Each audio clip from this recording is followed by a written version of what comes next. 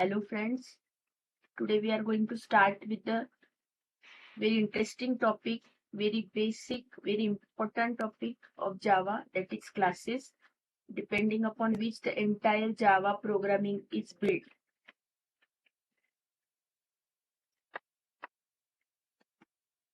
So what is class? We will start with what is class. Class is a core basic construction upon entire Java language is built. To explain in very simple example, like class is a similar type of objects. So what are objects? For example, in real life situations, dog is animal, cat is animal, elephant is also animal. So all these can be grouped together into one class called animal. So class is a similar type of objects. Those are contained within a single name, and those objects can be operated upon. Those are called as classes. The class is an template for an object, and an object is an instance of class. Class is a template, means it is a generalized structure for an object. An object is a one piece or one tangible, one physical entity of class. When you define class, you declare its extract from and nature, because you define data members and member functions of this class. Exact form and nature means how this class will operate, how you will perform any operation on that objects.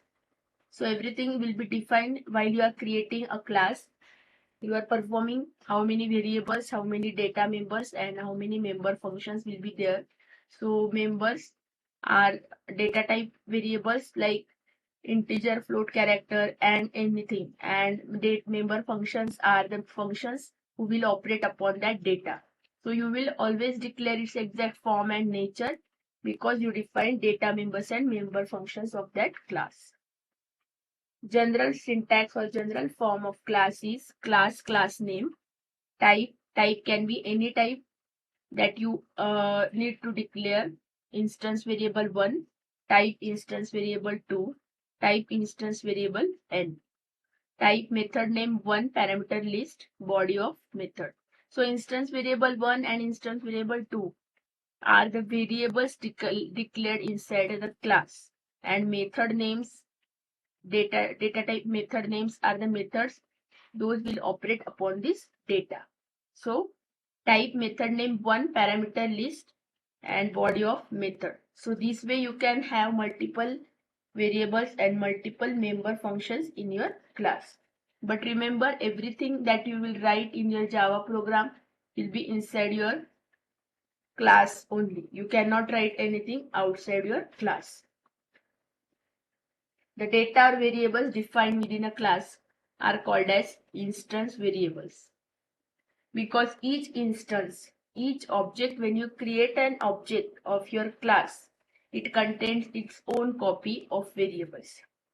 For example, if you have class ABC, and you are creating object of class using ABC and A, you are creating object A of class ABC. So A will have its own copy of instance variable 1, instance variable 2 up to instance variable n. So every instance is like object. So every object will have its own copy of variable 1, 2 up to n. When you are creating another object ABCB, so B will have its own copy of variable 1 to variable n. So this way you call it as instance. You call it as instance variables, because every object will have its own copy of variable. So the data for one object is separate from data of another. Code is contained within the method. Collectively, the methods and variables defined within a class are called as members of the class. So whatever methods and variable you are defining within a class, like the instance variable 1 up to n and the member functions inside your class are called, all grouped together will be called as members of the class. Not all methods like main will have public or static. General form of class does not specify main method. Main method is not compulsory for all classes. So main method will be contained within a class, but for every class will not have main method. For example, if you are creating a Java project in Eclipse, any one of the class can have main method. Not every class is compulsorily having main method, because complete program will have exactly, at least and exactly one main method. So general form of class does not tell us. Here in this example, in here we will not have main function that is compulsory. So main will be inside your class, but main is not compulsory for all classes. Only one of its class to be starting point of program must have main method. And main method will be your execution point or starting point of your program. Applets don't require main method at all. The worldwide usage of Java, that is called as applet, will not require main method at all. Without main method, applet can be run. Unlike C++, class declaration and method implementation is done in class itself, all in one place. So class and methods all grouped together at one place. This sometimes takes very large Java source file, but it is compulsory that any class must be defined in a single source file. So class name that you are creating should be in the same file that you are saving. That is, class name and file name should be the same. But compulsorily any class must be defined in a single source file. So source Java file name and your class name must be the same with same spelling. After a long run, all declaration and definition all in one place makes it easier to maintain. It is okay that it will have large Java source files, but still you will have all at one place, and two, you will always have it easier to maintain. A simple class example: class box declares a class with 3 instance variables: double width, double height, double depth. So how you will create the object of this class? Box myBox is equal to new box. myBox.width is equal to 100. Create main method, and then you have to call this object to initialize the width, height, and depth of the box object. To compute volume, simply write volume is equal to myBox.width, myBox.height, myBox.depth. So width, height, and depth are 3 variables declared within the box, and to access these variables, you have to create the object of class box, that is myBox. So how you will access and modify it? myBox.width, myBox.height, myBox.depth. And to compute the volume, you will write myBox.width into myBox.height into myBox.depth. Declaring objects. When you create a class, you are creating a new data type. New data type, as such, class is completely considered as a new data type. It can have combination of integer, float, double, boolean, and so on. So combinedly, it creates a group of similar types of objects. So it can be considered as a new data type. You can use this type to declare objects of this type. You are creating, for example, object of animal. So using class name animal, you can create any number of objects of that class animal. For this, you have to first declare variable of that class. How to declare variable? Like you declare variable of any data type. Like int I semicolon, we are creating it as class name, object name, semicolon. Then next step, you must first acquire actual physical copy of object. Assign it to that variable using new operator. So how you will write it? Object name is equal to new class name. New allocates memory to object at runtime. It will have actual physical memory. How much memory it will occupy? depending upon the number of variables that are contained in the class. That much memory it will be allocated to, and returns the reference to it. Address of object. Here is an example. Box my box. My box is equal to new box. When you are creating only this line, box my box semicolon, it does not have any effect. But when you are giving a new operator and new box, opening and closing parenthesis and then semicolon, this my box will have this much memory occupied. Width, height and depth. In our example, double width, double height and double depth. So for double, 64 bit are assigned.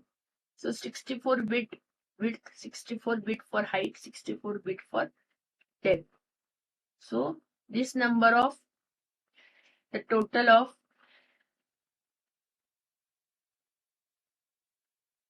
192 bits of memory will be assigned to that my box object. Object references appear to be similar to pointers. What is reference of objects? Address of object. When you are creating object using new class name, you get a memory occupied and return get a reference, that is address of object.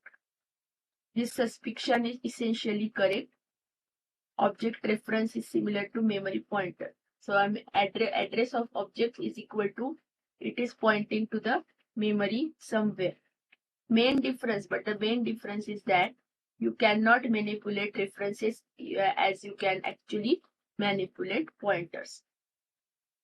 Thus, you cannot cause an object reference to point to an arbitrary memory location or manipulate it like an integer.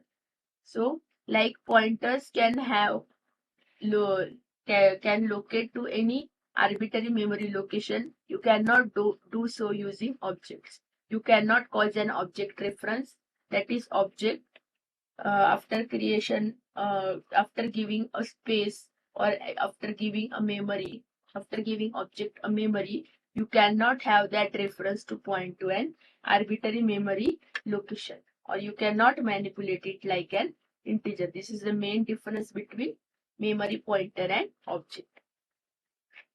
Now we will see what is a new keyword. Class variable, that is object, is equal to new class name.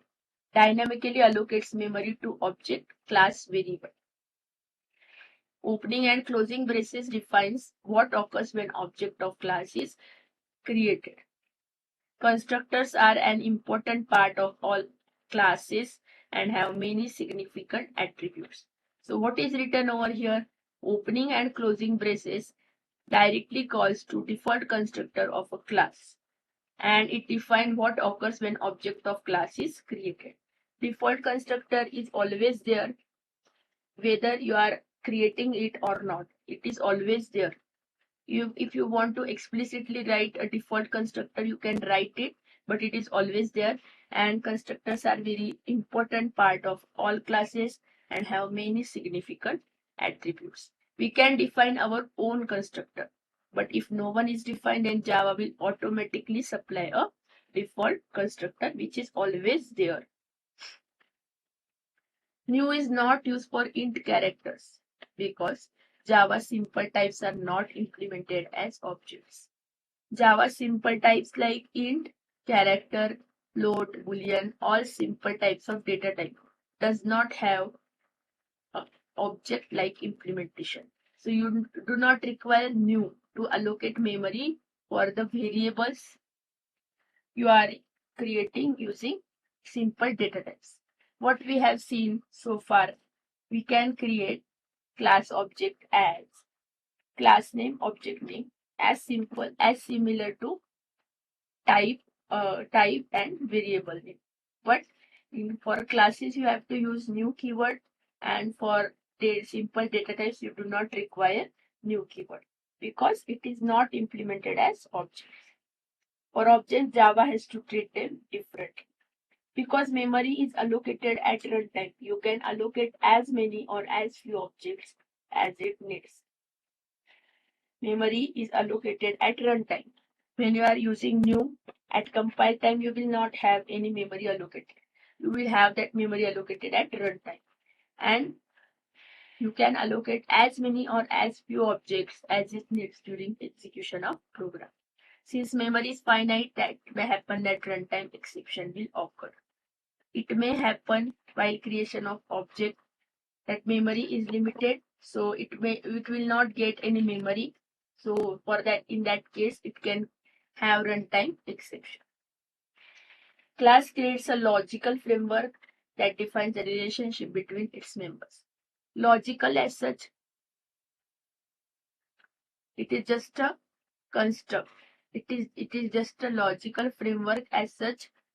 How many number of data types are there? How they are operated upon? How they are built? What is the main motto of class? It is just for viewing purpose.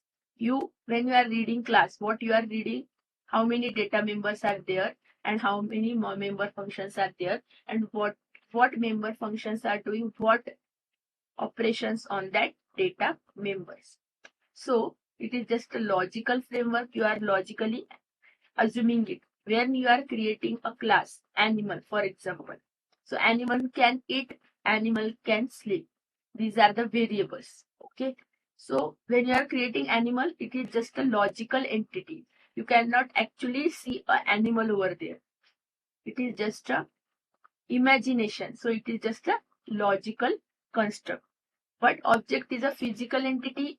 Why? Because when you are creating object using new operator, it actually gets physically space in memory. It gets the memory, so it is a physical or tangible entity. So what is the difference between class and object? Class is a logical construct and object is a physical entity. Assigning object reference variables. So how to assign object reference variable? Box B1 is equal to new box B2 is equal to B1. So B2 and B1 both pointing to same object. Now, important part to be remembered part of classes is methods. Java gives methods so much power and flexibility. General syntax of methods: data type, method name, parameter list. What is data type? Data type written by method. So whatever after operation is performed, if method is returning something, it will return. You have to specify its type. What type of data it is written, whether it is returning int, whether it is returning float, and so on. But if it is not returning anything, its return type must be void. Name is a name of method. It is any valid identifier other than those already used by other items within a current scope. So it is a valid identifier. Method name has also it is also valid identifier. It should be valid identifier. It should not start with number, and same naming conventions are present there, like those are for variables, and it is any valid identifier other than those already used by other items within current scope. Parameter list, those are present in a bracket, opening and closing bracket. Is a sequence of type and identifier pairs separated by commas. Parameters, so number of type and identifier pairs, that is data type 1, variable name 1, data type 2, variable name 2, and so on. So those will be separated by commas. If there is parameter list, it is not compulsory to have parameter list. Parameters are essentially variables that receive the value of arguments passed to the method when it is called. If the method has no parameters, parameter list will be empty because it is not compulsory. Method that have return type other than void return a value that to the calling routine. Whatever the calling routine or calling method is, maybe it main method, maybe it is any other method other than main, it must return a value. If you are specifying the return type, it must return value. Otherwise, it is not compulsory. Using the following form of return statement. We have already seen the return keyword in the previous video. So return, what return will do? Return will return the control to the calling method. Return value is compulsory for the methods. Those are returning value. For methods not returning anything, writing return keyword is not compulsory. It is always present there. If you want to explicitly write return, you can write it. But if you are not writing for the void methods, it is not compulsory. And return value is a syntax. Value is the value that is returned.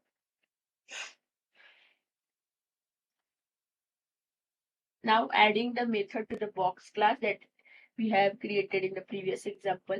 Most of the times you will use methods to access the instance variable defined by the class.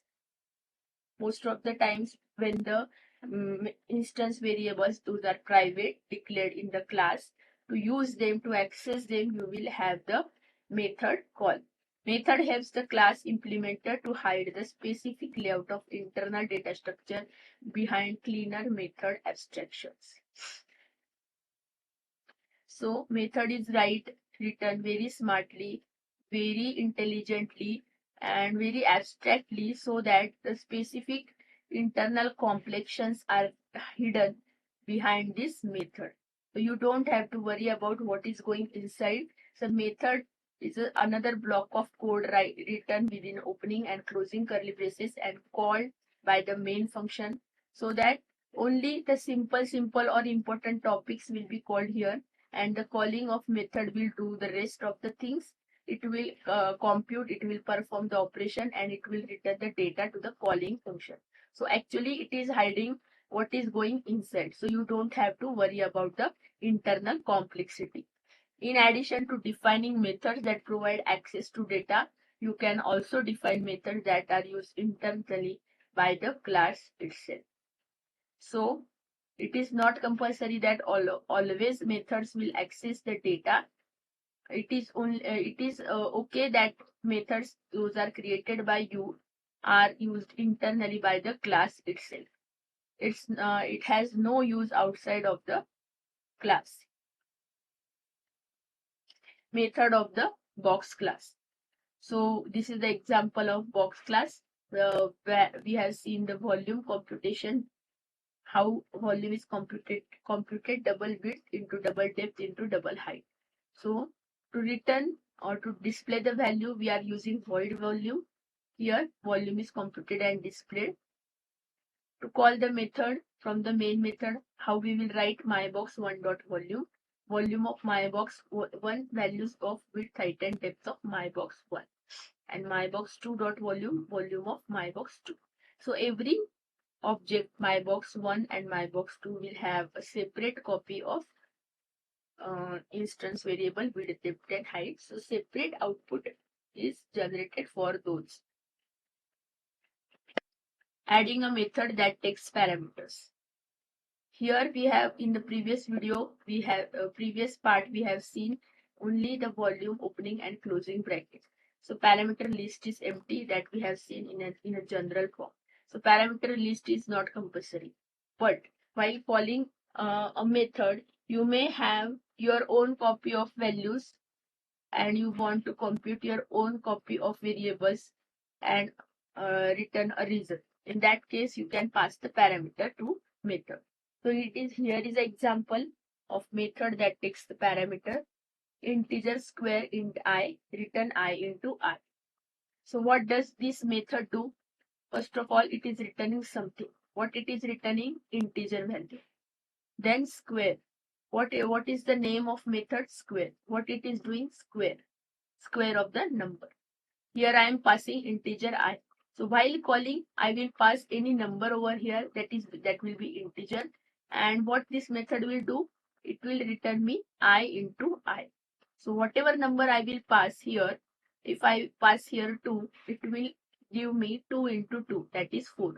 So 4 is returned. It is compulsory. I have to write it here 8. This implementation is used in the case like when you pass a parameter. Example, square of 5, and return value is saved in x, and return value of 9, and return value of square here also it is taken into y. So every time you get a square of a new number, that you pass as a parameter. So every time you pass a new number, you get a square of that new number. It is not compulsory that every time you have same number and you have every time same result. Then constructors. It can be tedious to initialize all of the variables in a class each time an instance object is created, because the requirement of initialization is so common. Java allows objects to initialize themselves when they are created. When you are not giving any constructor in your class, Java automatically provides default constructor, as we have seen, and default constructor will initialize all the variables to 0. Okay, if you want all the variables to be initialized to the any random value that you need, you have to create your own constructor, and in that you have to pass your own random values. Automatic initialization is performed by use of constructor. So what is constructor? Constructor is have same name as a class name, first of all. Secondly, it will initialize all the variables. And thirdly, it is like a method, but it does not return anything.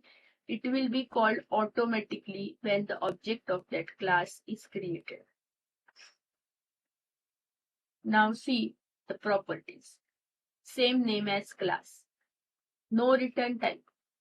First property, same name as class name. Exactly the same name as class name. That is the main property. Why? Because when you are calling a method, you are creating an object, automatically that constructor will be called. So how that constructor will be called? How compiler will know that I have to call the constructor? For that purpose, you have to provide same name as class name.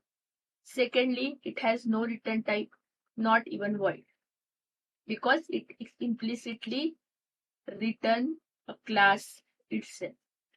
Class type is also data type, as we have already seen. So it implicitly return a class type itself. So it has no return type. And third, immediately called when object of that class is created before the new operator completes.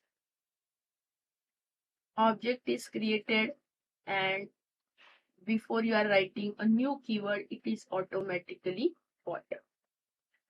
This is an example of box class. Width is equal to 10, height is equal to 10, depth is equal to 10. So this is the default constructor passed. How I will know that this is a default constructor? Default constructor will not have parameter list. Okay. First of all, how to identify this is a constructor? First rule is box, same name as class name. Second rule, no data type, no return type is there, and it is automatically called. And it has no parameter list, that's why it is a default constructor. If you will create two box objects, then they both will have all three instance variable of values. Width is equal to 10, height is equal to 10, depth is equal to 10. Two box objects, same constructor, same default constructor is called, and both will initialize those values with 10 only. To avoid this, we provide Java provides parameterized constructor, because what is needed is a way to construct box with various dimensions. So every time you pass new values, your width, height, and depth is initialized to new values, and new volume is computed every time for the various dimension boxes. Syntax of parameterized constructor is same as default constructor, only parameter list is added. So class name parameter 1, parameter 2, variable 1 is equal to parameter 1, variable 2 and is equal to parameter 2, up to variable n is equal to parameter n. This is the syntax of parameterized constructor. If you need, you can write it down. Understanding constructor is very much important. These topics are very much easy, but those are very much important as well. If you do not understand, please go behind and please read and please understand them very carefully.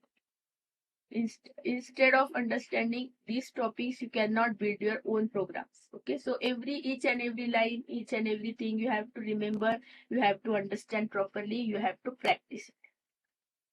So giving your precious time and efforts is very much important. Then this keyword. Sometimes a method will need to refer to an object that invoked it. When you are calling a method may need to refer to the object that called that method. Same object that called that method, that will be called as this object. So how to refer to this object? Using this keyword. THIS this. T small. To allow this, Java defines this keyword. This can be used inside any method to refer to the current object. Current object as such, calling object. That is this always refers to the object on which method was invoked. So this will always refer to the object on using which you call this method. Object name dot method, you are calling it like this. For example, you are creating multiple objects of the same class and you are calling method, for example, box volume. Okay, so object 1 dot volume 1, object 1 dot volume, object 2 dot volume, object n dot volume. Okay, so now you have to refer to the object 3 that called that method volume. So how you will get that? Using this keyword. Whenever you are calling that method, whoever object that called me, who called me? Object 3. So I need the reference to object 3. So how we will use it? Using this keyword. You can use this anywhere a reference to an object of the class type is permitted. You can use this anywhere. Anywhere means at any time, at any point of program execution, a reference to an object of the class type is permitted. Box double width, double height, double D. This dot width is equal to W. This dot height is equal to H. This dot depth is equal to D. So why this? This is provided in this parameterized constructor. For example, when you are creating a box object and you are passing values like 2.0, 3.0, 4.0. Okay, and when this object is created and when this parameterized constructor is called, the variables that you have already created in the class have names like this: width, height, and depth. Here those are passed as width, height, and depth. Many times they will have the same name as those provided in the parameters, like W, H, and D. So how compiler will know that width is to be copied in which width? For example, class variables names are W, H, and D, and parameters those are provided here W, H, and D. So here you are passing 2.0, 3.0, 4.0. But while calling, how compiler will know? If I will write like this: W is equal to W, H is equal to H, and D is equal to D. Which W I have to copy to which W, I don't know. So this keyword will solve this problem. This will provide you that whoever calling me, so this class object dot width dot W is equal to W. This dot height H is equal to H. This dot D is equal to D. When you will see the practical part, you will understand it very clearly. The example of box class with parameterized constructor. Here class box is given, double width, double height, double depth. Then constructor W, H, and D. So width is equal to W when I'm creating an object. Height is equal to H. Depth is equal to D. Okay. The example I explain you, that is called in Java as instance variable ID. You cannot have two local variables with the same name inside the same or enclosing scope. However, when a local variable has the same name as an instance variable, the local variable hides the instance variable. Local variable is a variable that is initialized or created inside the class construct. And the instance variable is the variable when you are passing parameter to method, parameter to constructor, whatever you are passing in opening and closing braces, parenthesis here, width, double height, double depth. Okay. So this width, height, and depth are instance variable because your instance will have its copy, and local variables are this width, height, and depth. Those are declared inside your class definition. So you can have same name of both. Okay, you cannot have two local variables with the same name inside the same or enclosing scope. In the same class, you cannot have two variables with the same name. It will throw an error. But you can have local variables name and instance variable name same. So what will happen in that case? In that case, local variable will always hide the instance variable. To avoid this problem, we use this keyword. The use of this can sometimes be confusing, and some programmers are careful not to use local variables and formal parameter names that hide the instance variables. The very much easy solution for this is, instead of using this is a solution allowed, but to avoid this confusion,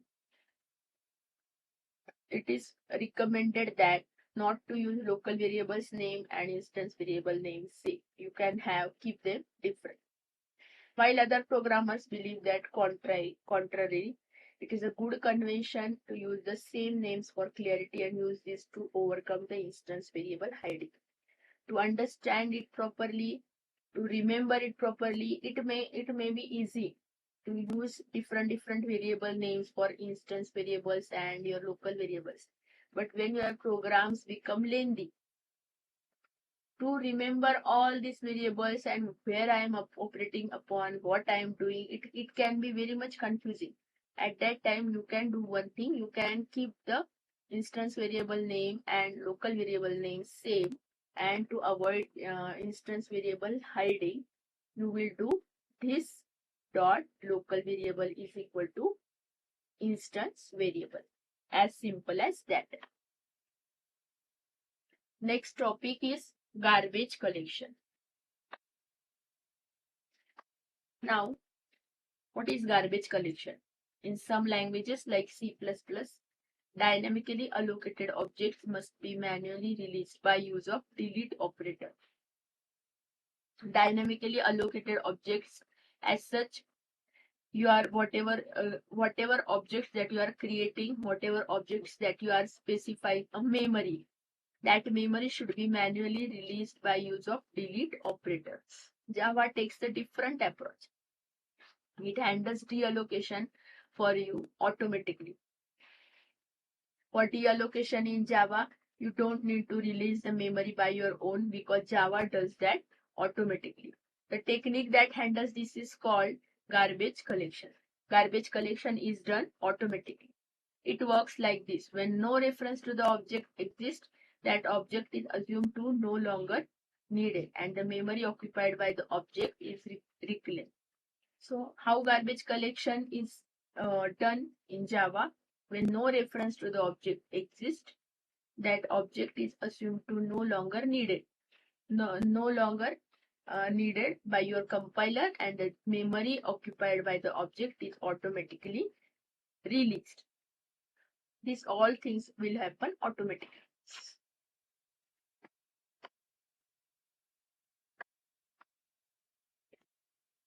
There is no explicit need to destroy objects as in C++. Okay, so garbage collection is done automatically. Then finalize method. Sometimes an object will need to perform some action when it is destroyed. For example, if an object is holding non-Java resource such file handle or window character font, then you might want to make sure these resources are freed before an object is destroyed. So every time uh, depend it is not okay that you are dependent on garbage collection provided by Java. It will release it automatically, but before releasing you need to perform some action like if you want to free the resources like file handle window character font that is used by your program, you have to free them, and to free them, that is some operation you have to perform at any cost. To handle such situation, Java provides a mechanism called finalization, and it is provided using finalize method. By using finalization, you can define specific actions that will occur when an object is just about to be reclaimed by the garbage collector. So before deleting my object, there is something I need to perform. That is very much important for me. Like I want to release the file, I want to release the character font. This type of important operation I have to perform. So you can define this such specific actions. This is the syntax of protected finalize method. Finalization, protected void finalize. Finalization code will go inside the opening and closing curly brace. Finalize is called just prior to garbage collection. It is not called when object goes out of scope. Okay. It is there are two types: when object goes out of scope and object is no longer needed. When object is no longer needed, it is automatically garbage collected by Java. And just before the garbage collection, finalize method is called. You cannot know when or even if finalize will be executed. Okay, this is a there is a no guarantee that finalize will be executed. Therefore, your program should provide another means of releasing system resources used by the object. So if you have system resources occupied, you should provide always other means of releasing those resources, because execution of finalize method is not guaranteed. It must not rely on finalize for normal program operation. So you should manually release those file handles, you should manually release those character fonts and so on. In C++, it allows programmer to define a destructor for a class that is called when an object goes out of scope. Java does not provide a destructor. The finalize method only approximates the need for the destructor. In Java, need for a destructor is minimal because Java garbage collector subsists. Most of the times, it is not there a condition like you have occupied the resources. So most of the times, those objects will be automatically released by your Java's garbage collector subsystem. But in some cases, you need a destructor like system, like in C++, and that is its need is generated because of finalize method, which does not guarantee that our resources are freed prior to garbage collection, and its need is just minimal.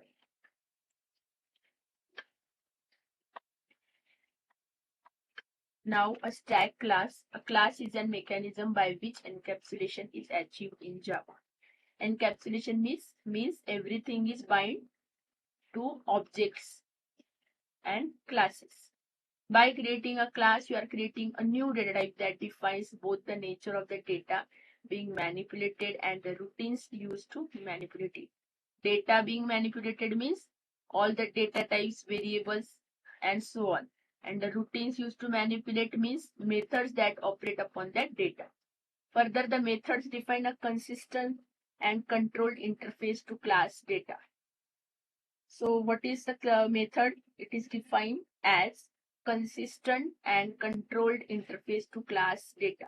So you can use the class through its method without having to worry about its detailed implementation. So always you can use the class through its methods without having to worry about its detailed implementation. So method, actually I have explained in the previous example that method always hides the complexity from the user. So it always hides the detailed implementation. You don't have to worry about what actually is going inside. You just have to call that method, and by calling you are hiding the complexity of the code.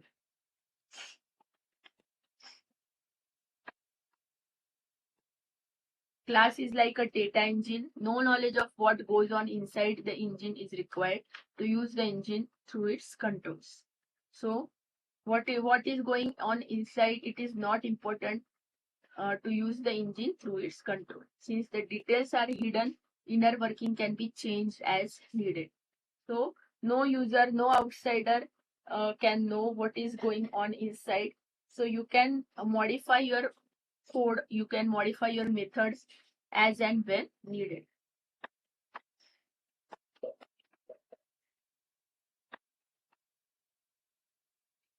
Stack class is a practical implementation of encapsulation. It is like a stack of slates put on the table. When you are putting a stack of slates put on the table, the first place put on the table is the last plate to be used. So whenever you are putting a plates one upon another, first plate put on the table is the last you will get upon. Stacks are controlled through two operations, push and pop. So like a normal stack we are building, the push and pop operations are there, but for this implementation you don't need to worry about the detailing. So stack class is an example.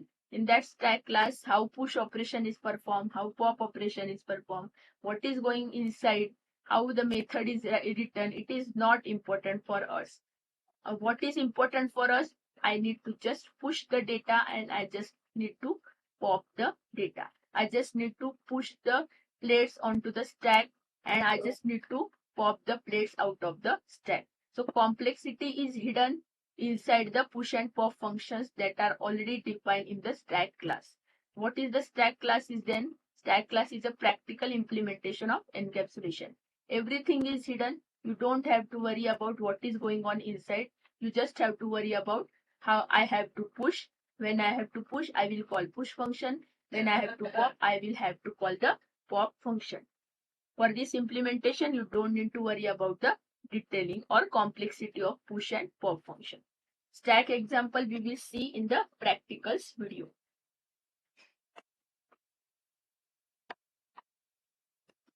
So this way we have finished the classes part, class theory part. In the next video, we will see, in the next session, we will see how classes are implemented. Actually, we will see the programs to create a class, to create an object, to call the methods in that classes, and so on. So meet you in the next session. Thank you so much.